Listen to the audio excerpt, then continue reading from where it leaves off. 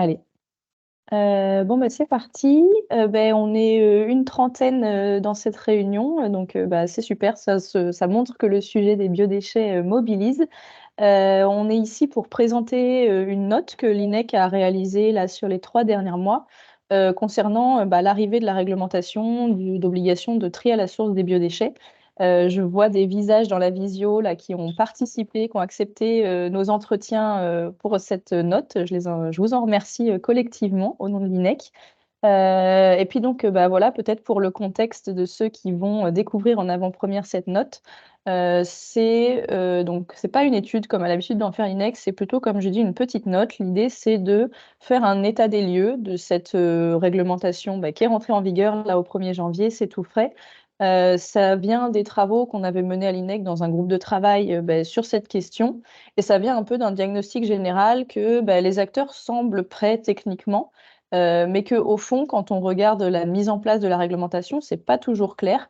Et là, je parle pour les territoires, mais je parle aussi pour tous les acteurs qui composent la filière de gestion, de collecte et de tri et de valorisation des biodéchets. Avant toute chose, bah, je voulais remercier Hélène Tessier et Clara Lombard, qui sont toutes les deux en stage à l'INEC et qui m'ont bah, grandement aidé à réaliser la note, à la rédiger, à faire les entretiens avec vous. Elles vont intervenir pour ce webinaire, donc vous aurez l'occasion de les voir. Peut-être voilà, sur le déroulé, donc une introduction, les parties 1, 2, 3 qui visent vraiment à vous présenter le contenu de la note. L'idée, c'est pas de vous assommer avec cette note puisqu'elle va sortir d'ici la fin de semaine, donc vous aurez accès à une version mise en page, jolie, puis il y aura un replay de ce webinaire. Et puis après, on aura une dernière partie où on a 2 territoires qui viendront nous parler de la mise en place de cette réglementation, de comment ils voient les choses. Ces 2 territoires qu'on a interrogés pour cette étude. Voilà, et je les en remercie et vous pourrez évidemment leur poser vos questions et puis aussi nous poser vos questions plutôt via le chat. C'est Alice qui gérera ça et puis on prendra les questions et on y répondra à la fin. Alors, je vais directement laisser la main à Hélène pour nous présenter un peu bah, voilà, cette réglementation dans les grandes lignes et ce qu'elle recoupe. Oui, merci Silène.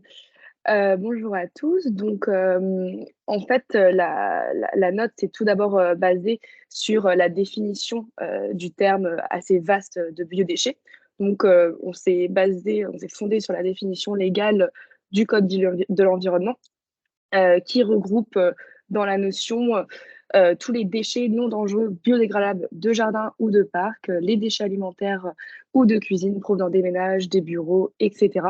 Donc voilà, en d'autres termes, c'est tous les déchets verts de jardin et les déchets alimentaires de cuisine et de table. Et comme vous pouvez le voir sur le graphique, nous avons décidé de réduire le périmètre de l'étude aux simples déchets de cuisine et de table que j'appellerais DCT. Euh, on a estimé que les déchets verts n'étaient pas les, euh, les déchets, enfin l'enjeu majeur de la réglementation qui est entrée en vigueur donc le 1er janvier dernier. Au niveau de l'obligation légale, elle pèse directement sur les collectivités et non pas les ménages. Donc, elles doivent pouvoir proposer des solutions de tri à leurs habitants. Cette obligation de tri, elle implique également nécessairement par extension une obligation de valorisation en local ou non de ce nouveau flux, que ce soit à travers la collecte ou, euh, ou le compostage. Et il faut par ailleurs bien noter qu'il ne s'agit pas d'une obligation de compostage, comme on peut l'entendre parfois sur certaines chaînes d'information. Et il faut également noter qu'il s'agit d'une obligation de moyens pour les collectivités. Elles n'ont pas, la loi n'impose pas un certain pourcentage d'habitants qui devraient être couverts par ce tri à la source. Et enfin, ce qui est intéressant au niveau des déchets de cuisine et de table, c'est qu'ils sont soumis à une réglementation européenne sanitaire. Euh, Ils sont en effet sous statut de sous-produits animaux, dits SPAN, qui sont définis comme les cadavres entiers ou parties d'animaux, les produits d'origine animale ou d'autres produits obtenus à partir d'animaux qui ne sont pas destinés à la consommation humaine. Et ces SPAN sont classés en 3 catégories selon le risque qu'ils représentent pour la santé humaine, santé environnementale et animale. Et donc, selon le règlement européen du 10 octobre 2009, les DCT sont de catégorie 3, à savoir celles qui représentent le moins de risques. On y trouve par exemple les œufs, le lait, etc. Et donc, ce qui est intéressant avec cette réglementation sanitaire, c'est qu'elle implique certaines obligations à respecter, notamment lors des étapes de collecte et de valorisation. On a par exemple une obligation de collecter les DST qui sont sous catégorie SPAM dans des emballages neufs, scellés, dans des conteneurs couverts et étanches, et également les véhicules qui transportent et qui sont en contact avec ces DCT doivent être gardés propres. Donc voilà, c'est globalement les grands points qu'il faut retenir de la réglementation. Hop, merci Hélène. Du coup, je passe la main à Clara cette fois. C'est une petite partie qu'on a voulu dans cette note pour présenter un peu les deux grandes méthodes qui sont de valorisation, que sont la méthanisation et le compostage. Évidemment, on n'est pas des experts techniques de ces questions-là, mais on a pensé important voilà, de les comprendre et puis de comprendre aussi comment on choisit l'une ou l'autre. À toi, Clara. Oui, donc le compostage, déjà, donc c'est un processus de décomposition, donc opéré par des micro-organismes qui, est fait en conditions aérobies, donc c'est-à-dire en présence d'oxygène et de manière contrôlée. Donc ça va permettre de valoriser, déjà des matières azotées, donc des fruits, des légumes, des tontes et cetera, et des matières carbonées, donc c'est-à-dire des ligneux, donc tels que des déchets de bois, des branchages, de la sciure, des feuilles et cetera, sachant qu'il faut un équilibre entre les matières azotées et les matières carbonées pour que ça fonctionne bien. Donc ça va libérer du gaz carbonique, de l'ammoniac et de la vapeur d'eau, et il va y avoir de la production de chaleur également, donc jusqu'à 70°, rendant nécessaire l'aération régulière du mélange. Et au bout de plusieurs mois, on peut ainsi produire un résidu organisable riche en composés humiques, donc le compost.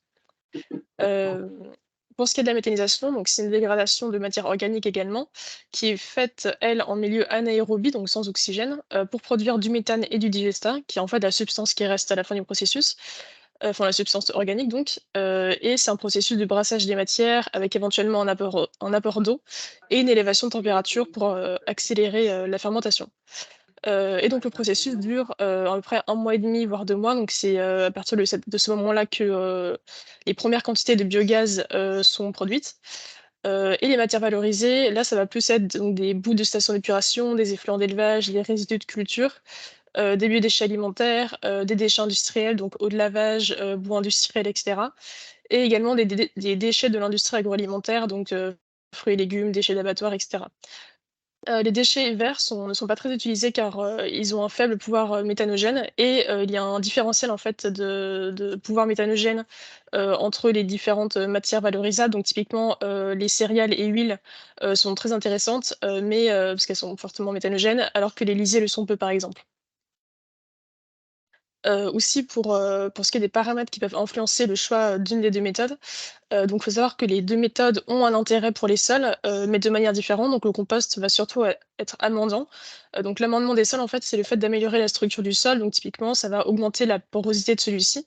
Donc ça va améliorer, en fait, la, capacité d'absorption de l'eau, les échanges gazeux avec l'air ambiant et cetera. Le compost n'est pas très fertilisant. Alors que le digestat, de son côté, est à la fois amendant et fertilisant, donc quand même moins amendant que le compost. Et sachant que donc quand on parle de, capacité fertilisante, ça signifie que ça va nourrir en fait la vie, biologique des sols.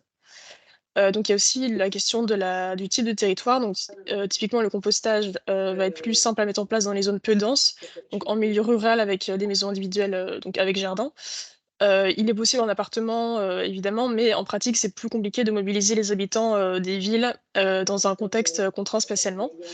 Donc on observe une certaine dichotomie entre, d'un côté, les périphéries des villes et les zones rurales qui vont être, où il sera plus simple de mettre en place, du compost, et les cœurs de ville où ça va plus être de la collecte, donc où les déchets organiques, enfin les biodéchets seront, collectés, donc ils pourront ensuite être valorisés, par méthanisation. Et également donc, pour le compostage, industriel, il y a aussi une question de disponibilité du foncier, sachant qu'une, unité, enfin une plateforme de compostage industriel, prend beaucoup de place. Et également, il y a la question de l'investissement. Donc une unité de méthanisation, va demander, beaucoup d'investissement, pour une collectivité, qui voudrait, s'engager, dans la méthanisation, en raison de la technologie qui est poussée. Le compostage de proximité, c'est une solution peu coûteuse pour les collectivités, donc comme le montre une étude du réseau Compost Citoyen, et de plus ça peut, donc à terme, permettre en fait de faire des économies, additionnelles, car ça permet de diminuer en fait le flux des OMR, à terme, ça peut permettre d'avoir une moindre fréquence, de collecte.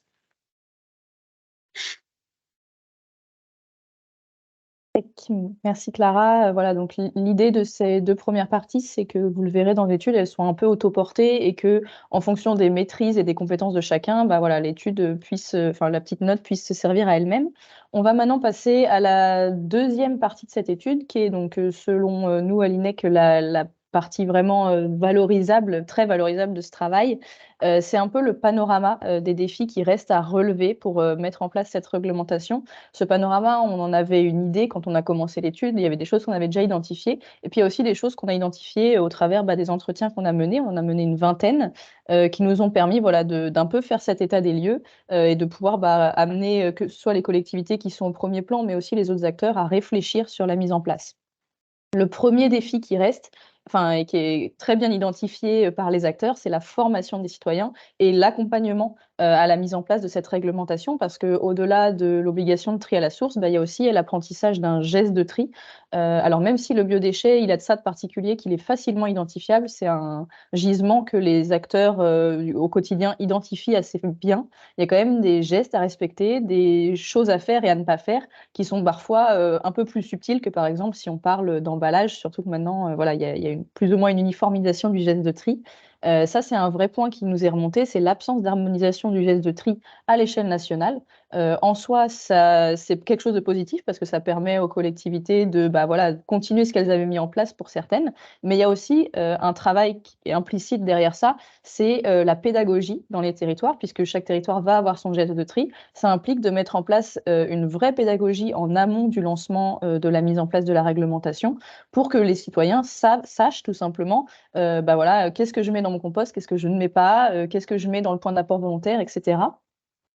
Ça nous est remonté assez régulièrement de la part des territoires, c'est que, lancer une démarche, de collecte ou de point d'apport volontaire ou que sais-je, quoi que ce soit, s'il n'y a pas eu, la pédagogie nécessaire en amont, on peut, comment dire? Ruiner la mise en place sur, quelques années, tout simplement parce qu'on fait prendre des mauvais plis, aux personnes, aux citoyens et du coup après c'est plus difficile de, bah, voilà, les ramener dans quelque chose, qui, va, «arranger tout le monde» entre guillemets.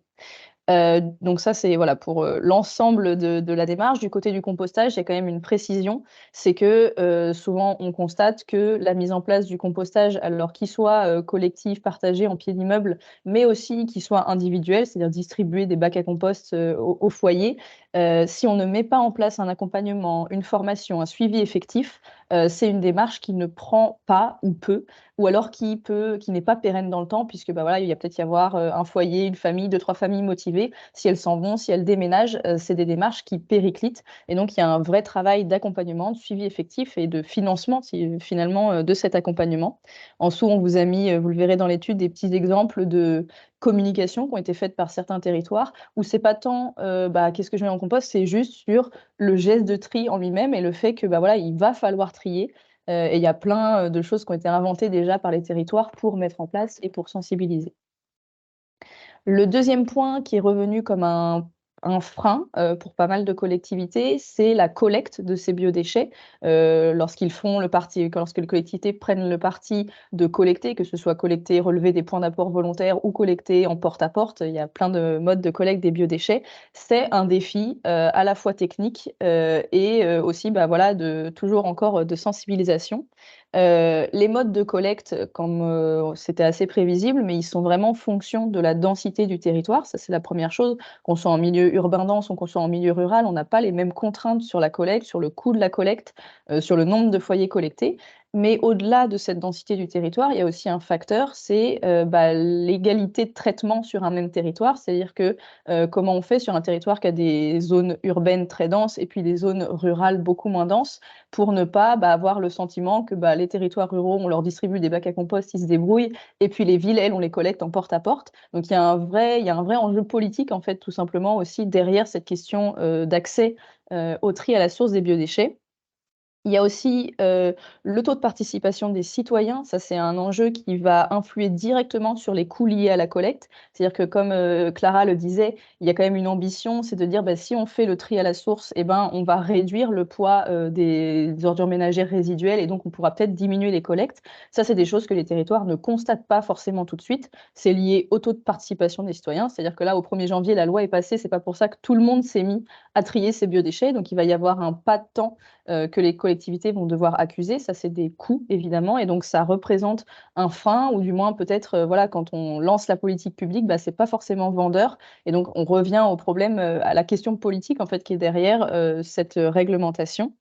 Et enfin, la dernière chose qui est un frein technique, là, plutôt pour la collecte des biodéchets, ça Hélène l'a bien dit, c'est lié directement à la nature du gisement, qui est une nature fermentescible. Donc encore une fois, je fais le parallèle avec les emballages, mais un emballage, une fois qu'il est dans la poubelle, il est plus ou moins stable s'il est propre. C'est pas le cas des biodéchets, et donc il y a une vraie exigence sanitaire. Si on se lance dans la collecte, il y a une exigence de respecter ces normes et d'investir dans des camions, d'investir dans des endroits où on peut laver ces camions, etc. Et ça, c'est encore une fois des défis qui restent à relever pour les collectivités. Évidemment, il y en a qui sont plus ou moins avancés sur ce sujet, mais la question va se poser pour tout le monde. J'ai vu qu'il était dans la visio. On a aujourd'hui la chance d'avoir Arnaud Leroy, qui est notre trésorier à l'INEC, mais qui est aussi responsable, directeur développement durable, communication et relations institutionnelles de Sphère. Et il s'est proposé de nous faire un petit point. C'est quelque chose qu'on a un peu traité dans l'étude, mais sur les défis à relever dans la collecte, il y a aussi le contenant. La question du contenant, c'est quelque chose que les collectivités se posent, évidemment. Sac rafle, le seau vide, le seau plein, comment on amène ces biodéchets. Du coup, Arnaud Leroy, c'est à vous. Je vous laisse faire un petit point sur l'option des matières plastiques biosourcées compostables. Ok, bonjour à toutes et tous et meilleurs vœux à tout le monde. Peut-être pour rendre pratique aussi cette étude, il y a un sujet qu'on aborde sous le nom un peu barbare de pré-collecte. On parle beaucoup de collecte, il y a aussi la pré-collecte. Donc en gros, comment on l'organise? On a parlé des points d'apport volontaire, on a parlé des composteurs domestiques, peut-être des composteurs qu'on appelle aussi en pied d'immeuble, donc collectifs, et il y aura éventuellement aussi de la collecte en porte-à-porte. Et tout ça nous renvoie sur un truc très basique qu'on fait chaque jour, nous, à différents moments de la journée, c'est mettre des déchets dans un contenant, soit un sac, ou alors là on parle de bioseau pour éventuellement avoir du vrac. Il y a quelques collectivités qui le font, si je crois, notamment Besançon. Nous, on est des producteurs, donc on est un groupe industriel français et on est spécialisé dans la collecte des déchets. On a un très gros fabricant de sacs poubelles à l'échelle européenne et on a développé des produits pour ce nouveau marché qui est la collecte des biodéchets. Donc on le fait déjà avec les professionnels, ça n'a peut-être pas été dit, mais les professionnels ont déjà l'obligation de collecter leurs biodéchets, en tout cas pour les gros faiseurs, plus de 5 tonnes, plus de 10 tonnes depuis un certain nombre d'années. Donc on a déjà quand même un minimum de structure. Donc, on va avoir le choix en tant que, et là je me place aussi en tant que consommateur, par rapport à ce que mettrait en place la collectivité. Et nous, les retours qu'on a par rapport aux collectivités, c'est que on est quand même encore loin de la cible. Il y a encore beaucoup de collectivités qui sont quasiment en passation de marché public, en train de s'organiser, voir comment elles vont faire cohabiter les différents modes de collecte, avec toutes les questions qui ont été soulevées par Solène juste avant. Donc, on est face à cette question. Comment faire pour que sur la route du collège, la route du métro, la route éventuellement de mon emploi, je puisse déposer éventuellement mes biodéchets. Donc là, vous avez deux options. En tout cas, nous, c'est ce qu'on a identifié. Deux options qui nous paraissent les plus pragmatiques et, pour en parler également, parce que c'est un enjeu sur la collecte des biodéchets, qui soit économiquement viable, parce que c'est ça aussi l'enjeu. Vous avez beaucoup de critiques aujourd'hui dans les collectivités sur le renchérissement du post-déchet suite à la mise en œuvre de cette obligation. Donc, on fait miroiter éventuellement une baisse du passage des OMR. Il faut qu'elle se réalise, mais en tout cas, aujourd'hui, c'est un surcoût pour bon nombre de collectivités. C'est notamment ce que dit Amorce de manière régulière. Donc, on est aussi dans l'obligation de trouver quelque chose qui va fonctionner, qui soit le moins cher possible. Là, vous avez deux options. Soit des sacs en craft, ça a été dit. Donc, il y a des collectivités qui ont fait ce choix-là. On regarde ça aussi de près. On en distribue également. Et nous, on pense, petite, on va dire, préférence pour les sacs biosourcés. J'insiste sur cet aspect-là, compostables. Donc, c'est des sacs qui sont composés entre 50 et 60% de matière amidonnée. Et après, vous avez des composants, certes issus des produits fossiles, mais dont on sait qu'elles se dégradent et qu'elles se compostent en milieu naturel. Donc ça, c'est des choses qui sont normées, calibrées, et vous avez des labels qui viennent certifier tout ça. Ça, c'est une option qui est très intéressante parce qu'elle est quand même un peu moins chère que le papier craft, et ça va impacter à un moment donné, à mon avis, la question du pouvoir d'achat. Et on a une solution qui est étanche, qui résiste un peu plus aux odeurs par rapport à certains aspects, parce qu'il faut savoir, là on parle en plein hiver, on a une vague de froid, donc c'est vrai que nos poubelles sont peut-être un petit peu, on va dire, en limite congélation.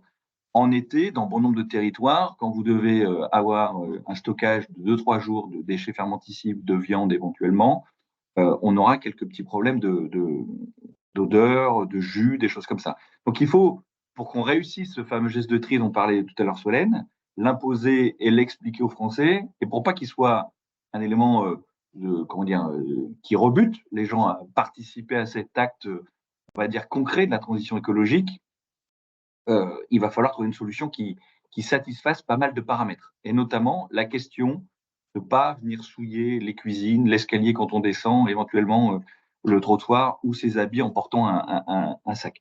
Donc cette question-là, elle paraît un petit peu dérisoire, mais elle est aussi clé dans la réussite du dispositif. Plus ça sera contraignant, moins ça marchera. Vous aurez toujours un petit peu de gens qui participeront parce que par des effets de conviction personnelle, peut-être, mais la majorité des personnes, si c'est contraignant, si c'est cher, s'il y a de l'impact parce qu'on se retrouve avec la moitié de ses repas de la semaine passée dans son salon, dans l'escalier, ça ne marchera pas. Alors certes, il n'y a pas de cible, on va dire, pour les collectivités, ils ne doivent pas obligatoirement, on ne dit pas que, mais il y a une réalité, c'est que les collectivités vont se retrouver en difficulté parce que les bennes, on n'en a pas parlé ce matin, mais les bennes d'ordures ménagères régulières seront refusées dans les centres de tri. À terme, c'est ce qui va se passer. On prendra le taux d'humidité de la benne. S'il est élevé, ça veut dire qu'il contient des déchets fermentescibles, donc des biodéchets, et il sera refusé, ou alors, en tout cas, cette benne sera pénalisée. C'est comme ça que ça va se passer. Donc, les collectivités vont se retrouver dans l'obligation de mettre en œuvre vraiment des solutions dans les 2-3 prochaines années, je pense, qui fonctionneront pour tout le monde. Donc ça, c'est un petit peu la vision que nous, on a chez Sphère.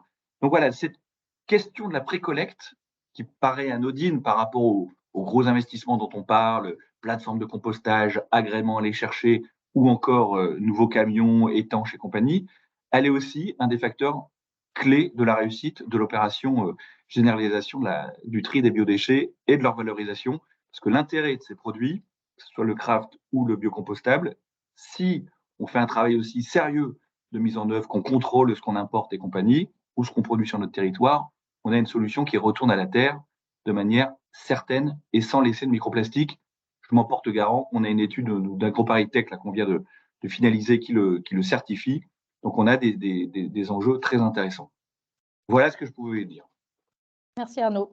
On va revenir sur cette question des microplastiques par la suite, donc ça me fait une bonne transition. Si vous avez des questions pour l'intervention d'Arnaud, n'hésitez pas à les mettre dans le chat et on verra ça à la fin. J'ai prévu un petit temps de questions-réponses. Du coup, j'enchaîne sur les petites les choses qui restent, les points, les axes qui restent à améliorer sur la mise en place de cette réglementation.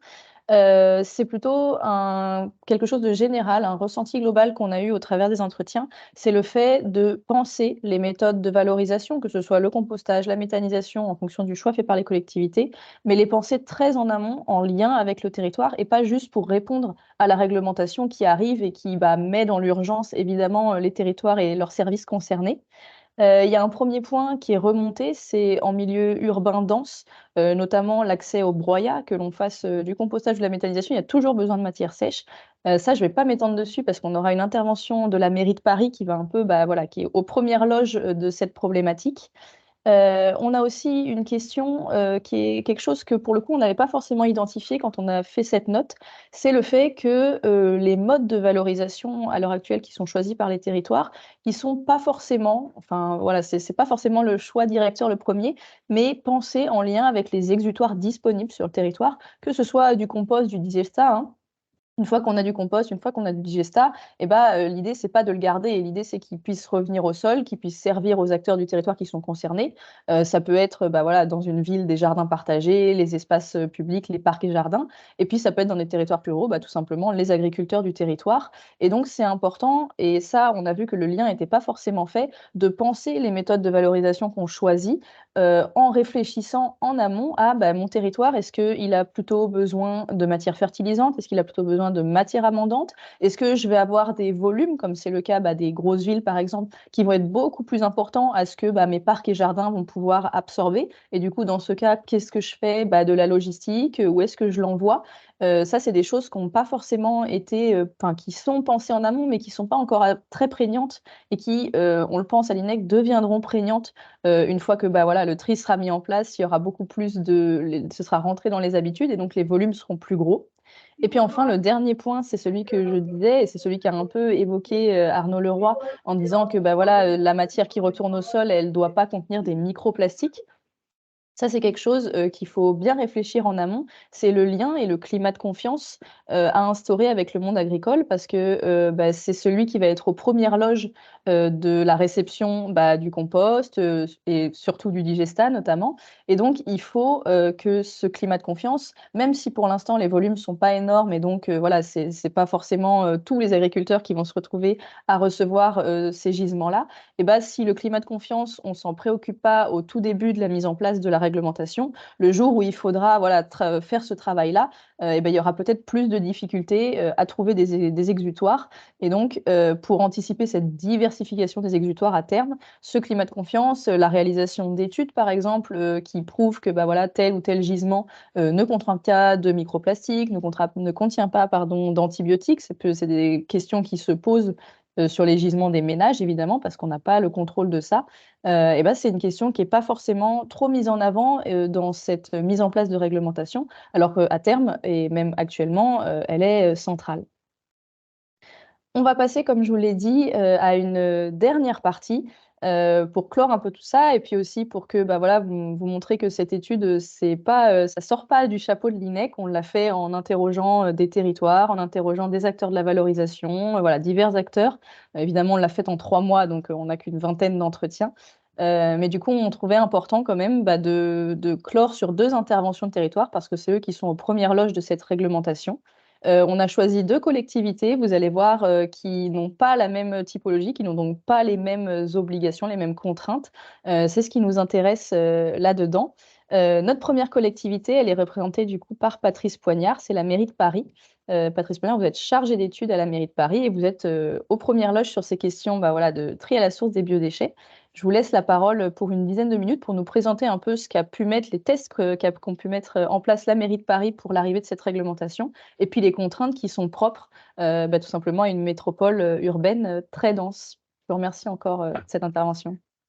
Merci, bonjour à tous, Patrice Poignard. Effectivement, alors je suis responsable biodéchets, mais j'ai plutôt la casquette compostage et donc j'ai complété un peu mon discours, puisque les 2 pans sont complémentaires, avec, la partie, collecte. Voilà, donc à Paris, on a un gisement, quand même très important de biodéchets, issus des ménages, mais aussi un peu des commerces puisqu'on collecte aussi, les déchets assimilés. Donc, sur le gisement, donc on estime par Modecom autour de 165 000 tonnes. Voilà, c'est 24% du bac à couvercle vert, et ça fait 76 kilos par habitant, voilà, qu'il faut essayer de collecter, voilà, suite à l'obligation. Alors, par rapport à cette obligation, déjà, je voudrais quand même préciser qu'on a commencé le compostage de proximité en 2010 et que c'était pas en anticipation de la réglementation, mais c'était dans le cadre du programme local de prévention des déchets.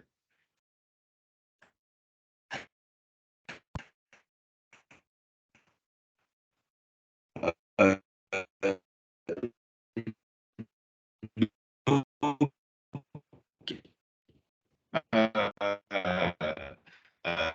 Patrice, En fait, Patrice, à Paris, pour répondre à cette obligation, on a effectivement la partie collecte, donc avec des expérimentations de la collecte.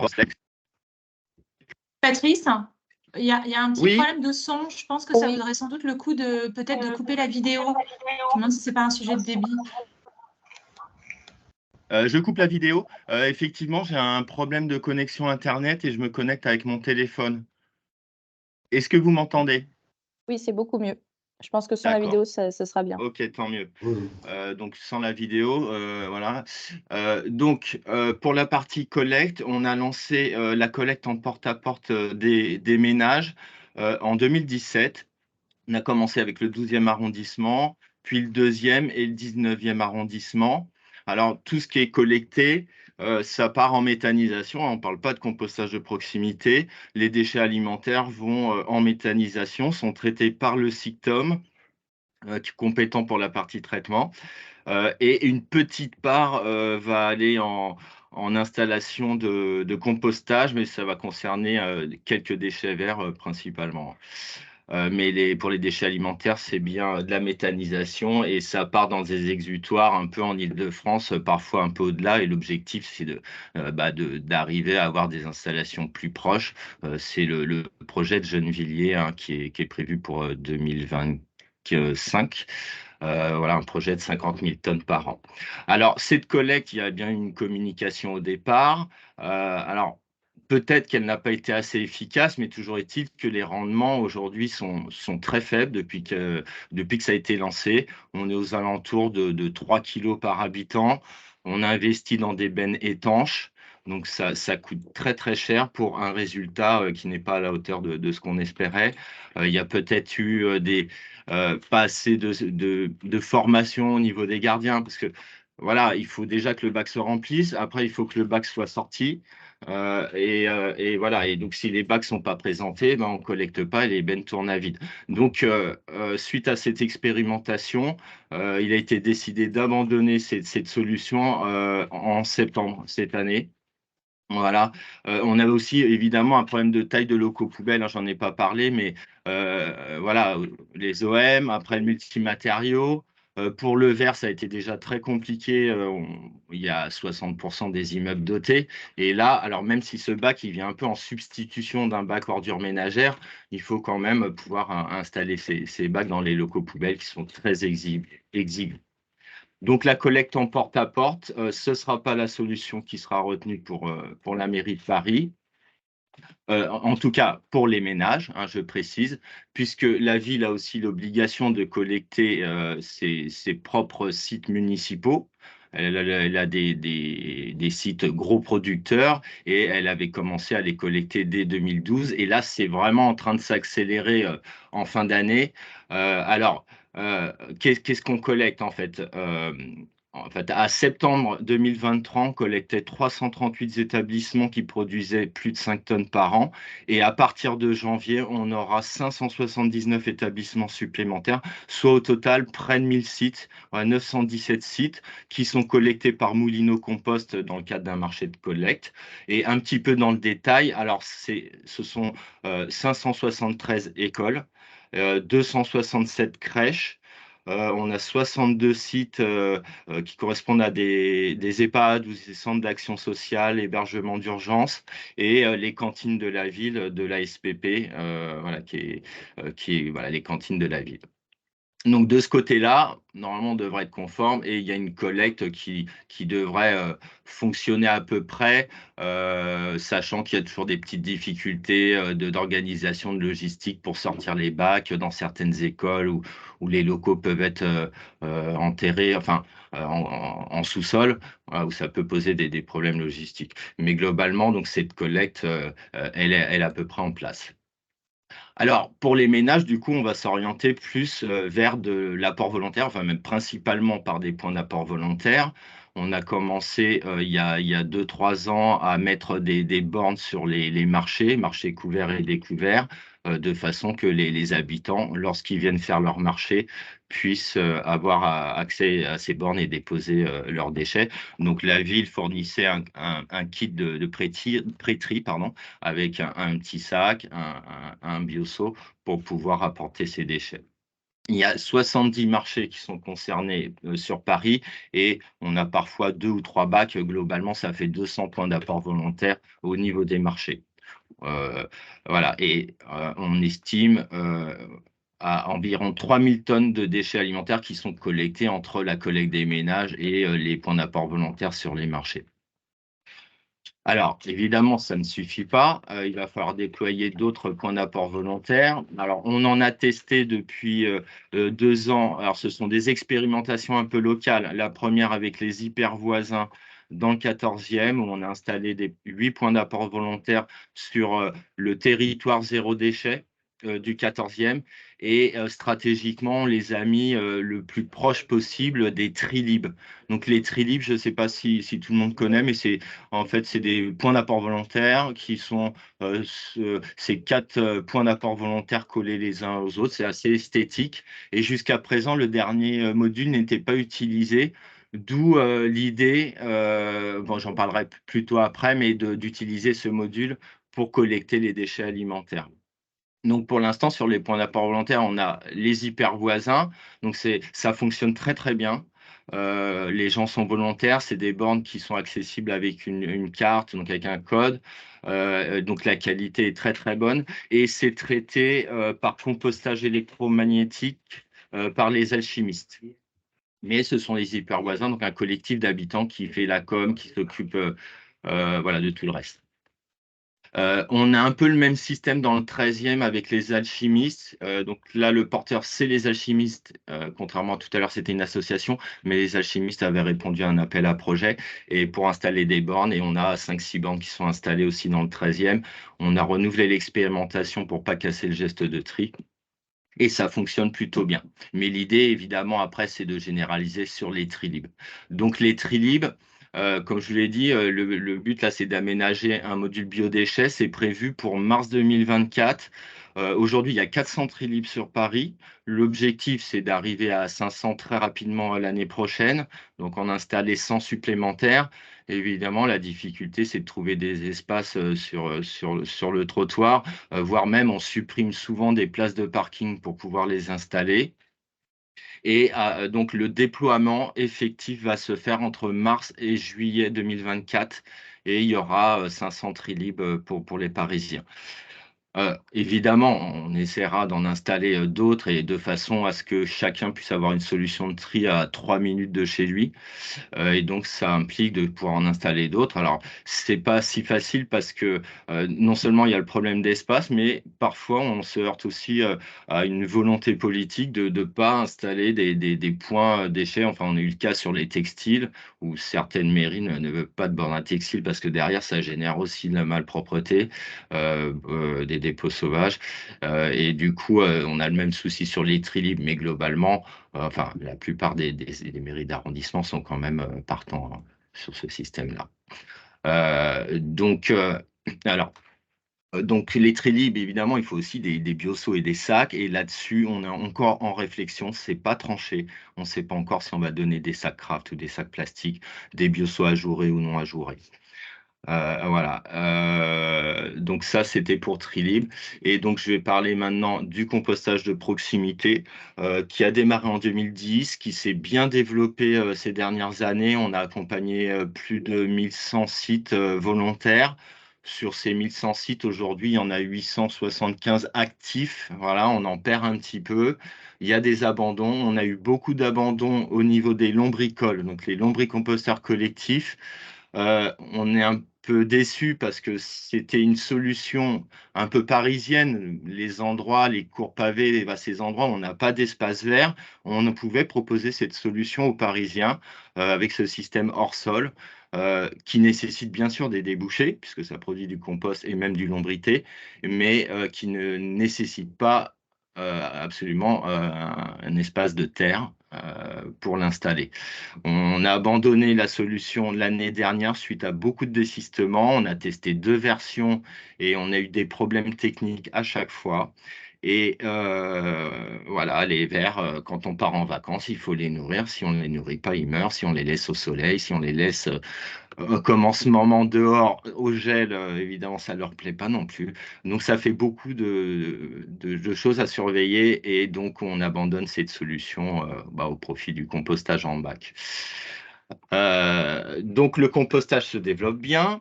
Sur le pied d'immeuble, dans les résidences, dans les écoles, euh, la condition pour participer, c'est d'avoir des débouchés parce que c'est effectivement une contrainte. C'est que le compost, il faut aussi pouvoir l'utiliser.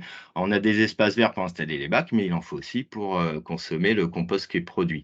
Alors, en pied d'immeuble, donc ça se passe à peu près bien, on n'a pas trop d'excès. En revanche, sur les composteurs de quartier, alors, sur les composteurs de quartier, il y en a 60 officiels qui ont été accompagnés dans Paris.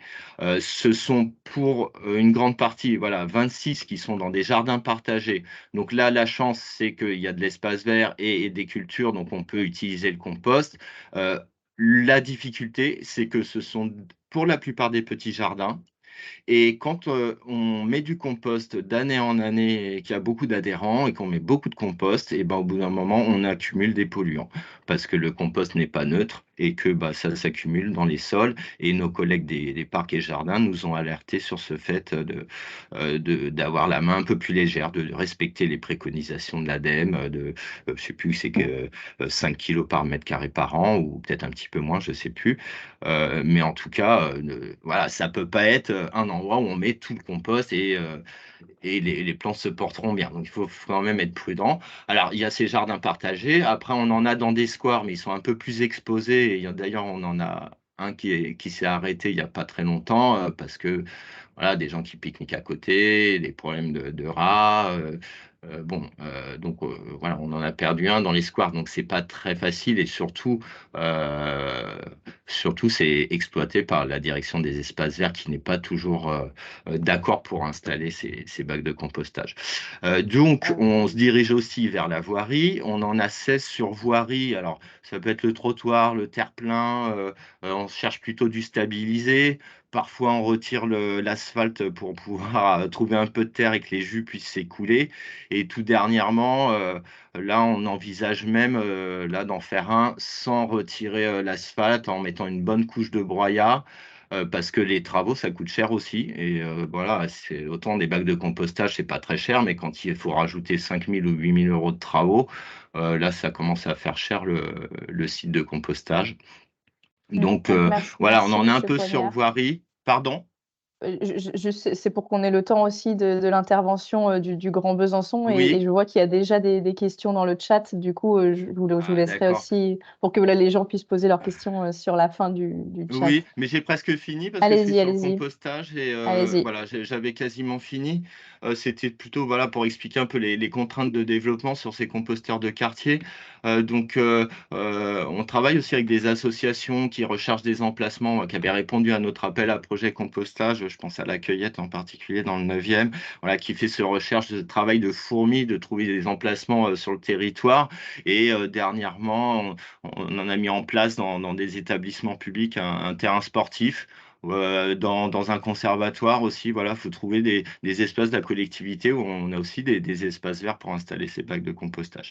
Donc, effectivement, pour conclure, c'est vrai que les freins au compostage de proximité, c'est la présence d'espaces verts pour installer les bacs, pour écouler le compost. Et j'en ai pas parlé de la matière sèche, mais effectivement, c'est un facteur très important parce que depuis 2010, on achète la matière sèche. Elle provient de l'extérieur de Paris, au lieu d'utiliser des ressources locales. Et les ressources locales, c'est à la fois les déchets verts, les élagages, donc parce qu'il y a quand même 2 bois à Paris et on travaille avec le service de l'arbre. Là, on essaye de monter une opération pour mettre à disposition du broyat aux Parisiens dans des parcs pour la quinzaine du compostage. On espère que ça va pouvoir se faire et qu'on pourra trouver d'autres emplacements pour que les gens viennent. Alors, est-ce qu'ils vont venir? On ne sait pas, enfin, on espère. On essaye d'être un petit peu moins assister les Parisiens, voilà, et puis faire aussi un peu d'économie parce que c'est quand même 30 000 euros par an. Donc voilà, utiliser les ressources espaces verts de la ville, mais aussi rechercher des solutions au niveau des commerçants. Et on a identifié dernièrement un producteur de cacao, de fèves de cacao, et on va tester en tant que matière sèche les coquilles de fèves de cacao cette année. Alors bon, ça va être très limité parce qu'à Paris, il y a a priori que 4 producteurs, voilà. Mais par contre, ça a l'air d'être prometteur au niveau matière sèche. Excusez-moi. Oui, bah, de toute façon, ça nous fait une bonne transition pour laisser la place à Monsieur Jeanneraud, à Yves Jeanneraud, qui nous vient de Grand Besançon Métropole. Vous êtes chef du service études et systèmes d'information à la gestion des déchets, donc à la métropole du Grand Besançon. On a choisi, je vous remercie déjà d'avoir accepté de nous donner vos informations pour cette note. Et puis, on a choisi de vous faire intervenir aux côtés de la mairie de Paris parce que, comme je l'ai dit au début, vous avez des problématiques différentes. Vous êtes à la fois un territoire rural, à la fois un territoire urbain, et on ne répond pas de la même manière, à cette réglementation. Et puis, vous aviez déjà mis en place depuis, c'est une vingtaine d'années, si je ne me trompe pas, du compostage sur votre territoire. Donc, c'est intéressant de voir comment vous avez vécu déjà l'arrivée de cette réglementation. Est-ce que c'est un boost ou pas? Et puis, comment vous voyez la suite? La parole est à vous. Merci. Bonjour à toutes et tous. Donc, je vous propose un survol effectivement d'un territoire radicalement différent. Donc, Grand Besançon Métropole, c'est 68 communes, dont une ville-centre, Besançon, avec donc un habitat collectif qui représente 80% sur cette ville. Donc, le territoire à peu près un petit peu moins de 200 000 habitants. Et donc, une particularité, c'est une redevance qui s'applique historiquement sur le territoire, et puis depuis un peu plus de 10 ans, une redevance à caractère incitatif. Donc, on pratique sur le territoire donc la collecte en porte-à-porte et en point d'apport volontaire, à la fois en régie pour la commune de Besançon et les communes les plus proches, et les communes plus rurales sont collectées par un prestataire. Donc, on va passer.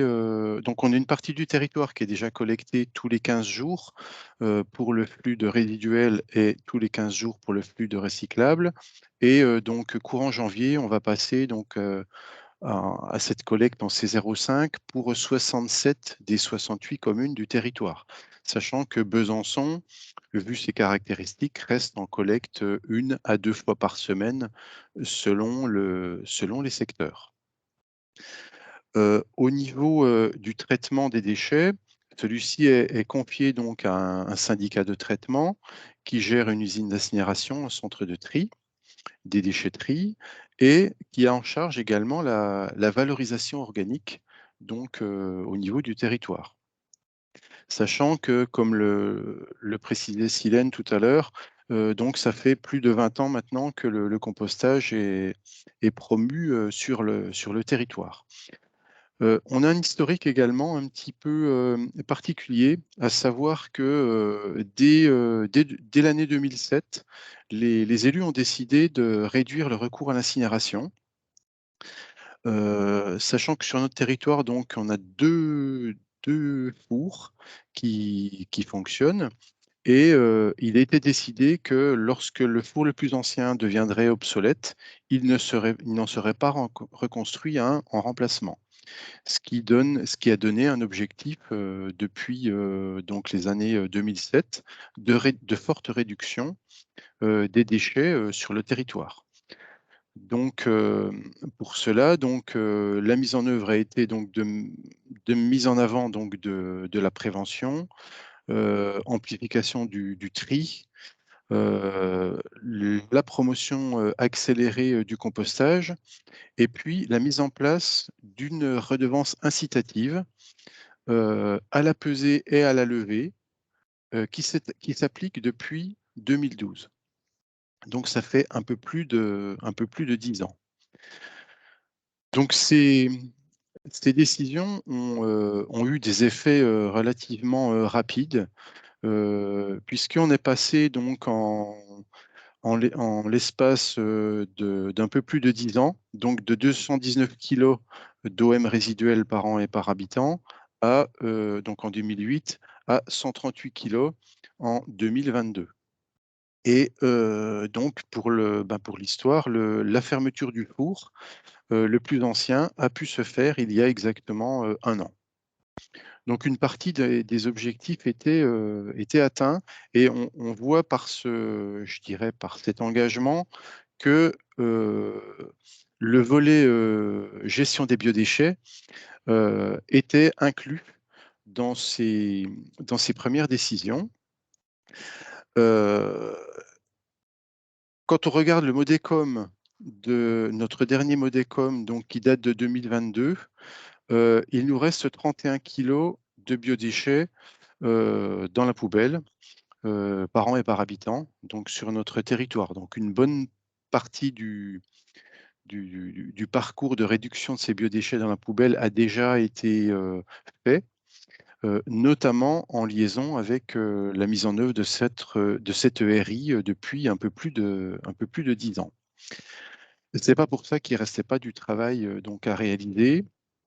Et sur ce sujet, et donc un comité de pilotage biodéchets a été mis en place entre donc Grand Besançon Métropole et son syndicat de traitement pour mettre en œuvre une politique au niveau du territoire, qui puisse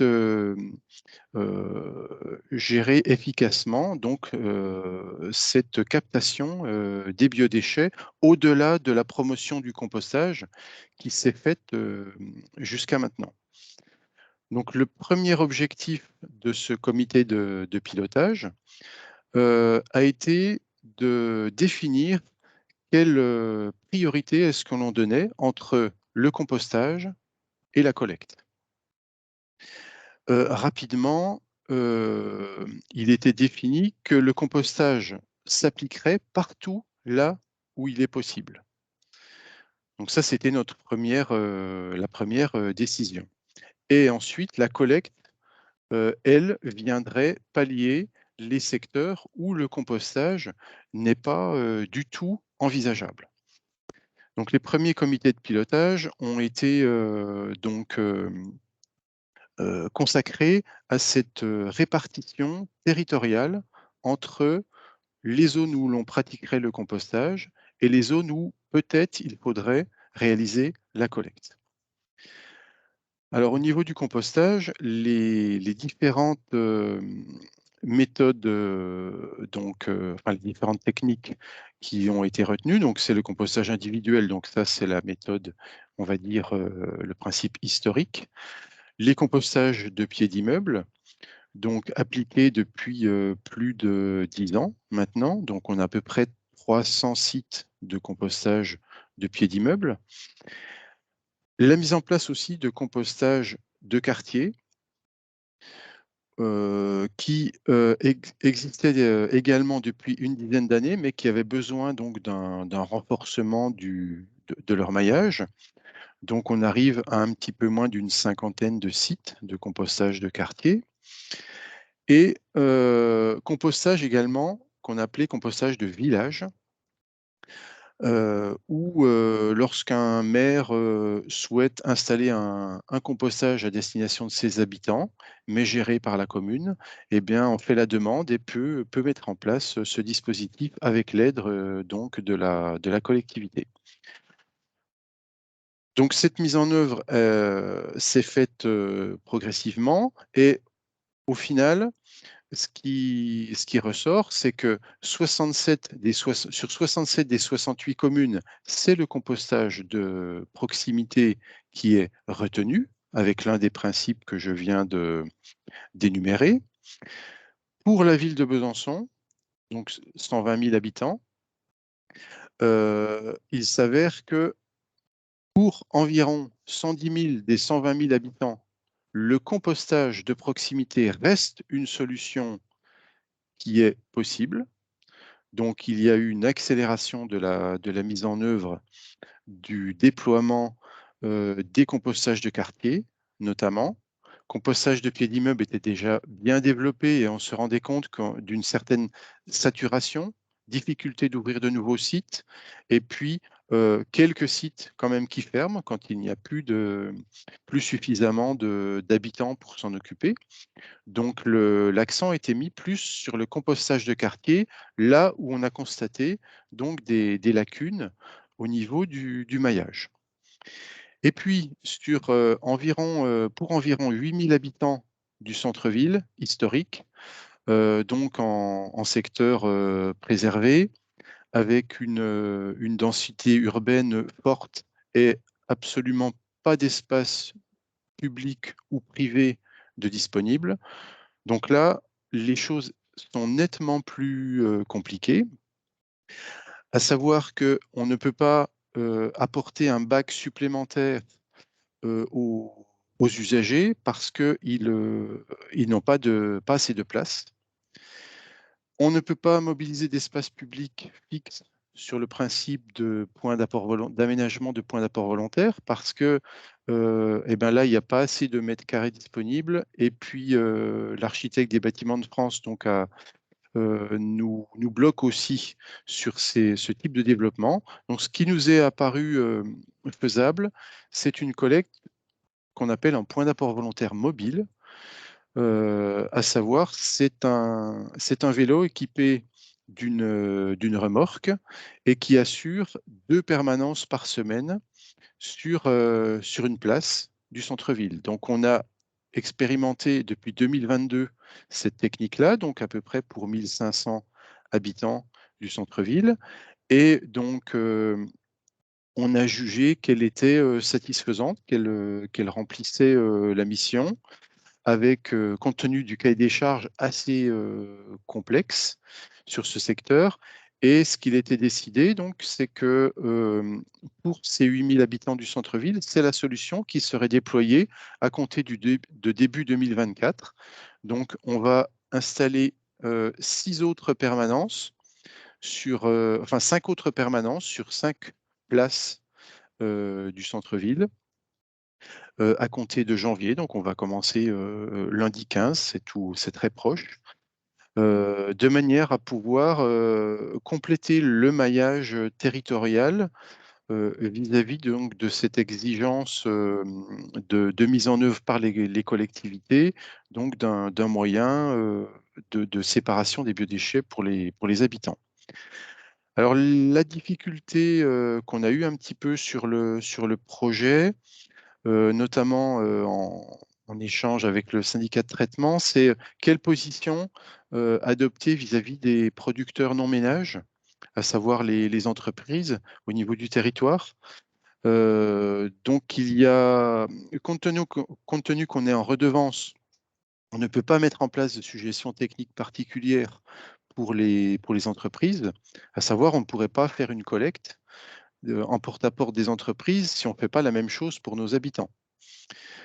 Du coup, la collectivité a décidé de ne pas assurer de services pour les entreprises et de les orienter près des services à caractère privé, y compris également pour les propres services de la collectivité, quand le compostage ne peut pas être mis en place.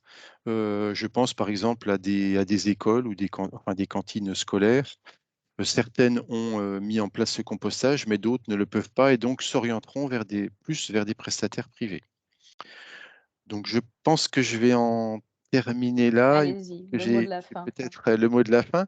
Donc, en clair, il y a déjà pas mal de chemin qui a été parcouru sur le territoire vis-à-vis de la captation de ces biodéchets.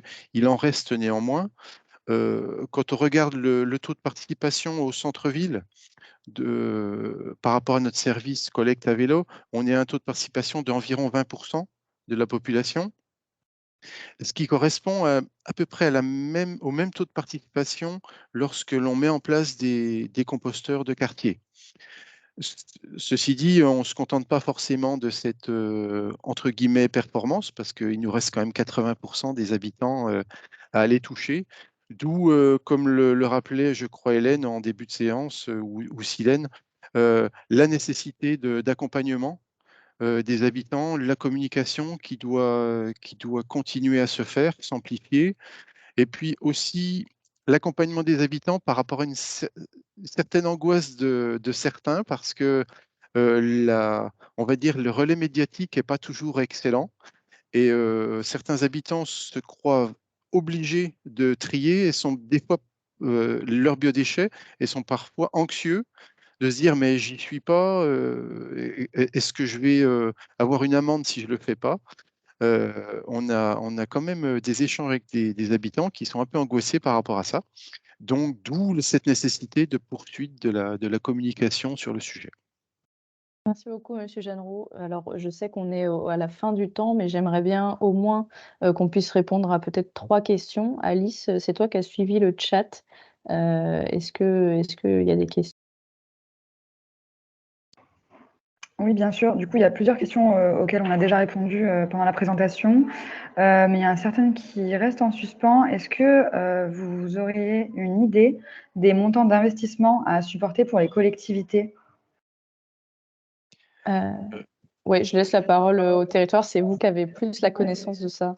Je vais simplement vous donner nos coûts ramenés à l'habitant, puisqu'en fait, cette fois, on est à peu près précis sur le sujet. Donc, le coût ramené à l'habitant au niveau du compostage, la promotion du compostage de proximité ou de quartier, etc.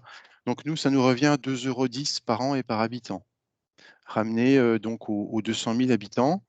Et puis, le coût de collecte pour notre secteur centre-ville est, lui, de 8,60 € par an et par habitant desservi, hein, non pas par habitant participant, mais par habitant desservi. Donc voilà, on dirait que nos Merci beaucoup.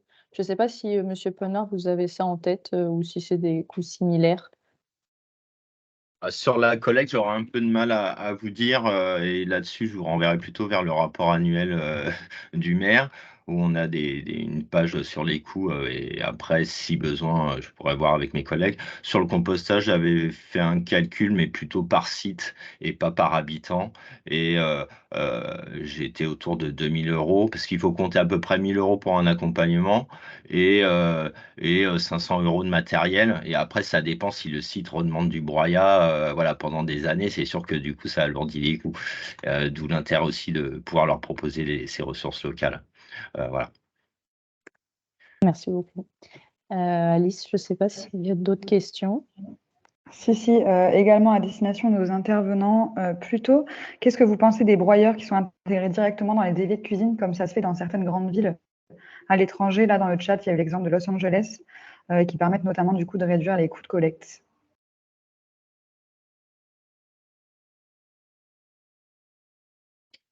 J'ai pas d'idée, moi, en tout cas, particulière sur le sujet. Non, franchement, je ne saurais pas me positionner sur ce sujet-là. Non. Je ne sais pas si Monsieur Poignant. Non, enfin, je réfléchissais en même temps, mais broyer uniquement le biodéchet ou le contenu, enfin voilà, le but c'est de pas broyer des déchets qui iraient pas au bon endroit, quoi. Maintenant, évidemment, par rapport au gain de place, peut-être ça peut être intéressant. Maintenant, si on broie du biodéchet, ça va faire plus de jus aussi, voilà, mais faut peser un peu tout ça, quoi. Moi, je pense Ça que montre bien, ouais, allez-y. après, c'est des déchets qui vont donc être acheminés en station d'épuration. Si c'est broyé, enfin, je suppose, hein, et envoyé dans le réseau. Bon, on sait quand même que il y a de gros. C'est très difficile, quoi, la gestion de ces effluents déjà maintenant. Alors, on imagine remettre des déchets broyés Chargé. dans des canalisations. Ça m'inquiéterait plutôt, quoi. Merci beaucoup. Il y a pas mal de questions qui ont été répondues directement dans le chat. Alice, je ne sais pas si tu en veux une dernière ou si il est 11h05. Je vais peut-être faire le mot de conclusion. Eh ben, écoutez, je remercie, nos 3 intervenants, monsieur Leroy, monsieur Poignard, monsieur Jeannerat, d'avoir accepté, voilà, de venir, intervenir pendant ce webinaire. Comme je vous l'ai dit, notre note, elle va paraître d'ici la fin de semaine, donc vous l'aurez à tous. Il y aura aussi le replay, de ce webinaire et puis, hésitez pas, à contacter, enfin voilà, si nos intervenants veulent mettre leur contact dans le chat et si vous avez des questions à leur poser, hésitez pas à aller les contacter et puis encore une fois, nous on remercie toutes les personnes qui ont accepté, d'échanger avec nous, nous recevoir en entretien. Cette note, elle a vocation à évoluer puisque là, c'est comme j'ai dit, une image à l'instant T. Donc, c'est grâce à vous, aux acteurs de cette filière, qu'on pourra aussi la faire évoluer. Merci beaucoup à toutes et à tous d'avoir suivi ce webinaire et puis il me reste à vous souhaiter une bonne journée. Au revoir. Merci, bonne journée.